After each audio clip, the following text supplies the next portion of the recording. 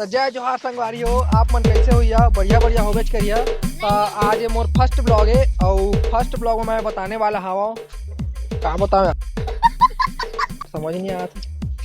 हाँ तो यार सॉरी, फर्स्ट ब्लॉग है तो समझ नहीं आता क्या बोलो है मैं। तो मैं बताने वाला हूँ, चल हाँ मोर घर पास के नज़ारा बता दे तो कैसे आवत है। अच्छा, ये छोटे से तालाब है मोर घर पास के, जो कि बहुत अच्छा है, देख सका था, बहुत सुंदर सा है।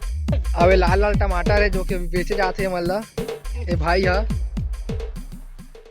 और मोर घर के बगल में रेलवे ट्रैक है जो कि ट्रेन आते है अभी ये दे। अब ये टकला मुंडा जो कि मैं ब्लॉग बनाया था तो मोर कना बार बार आता हुआ है मोरो वीडियो ले करके।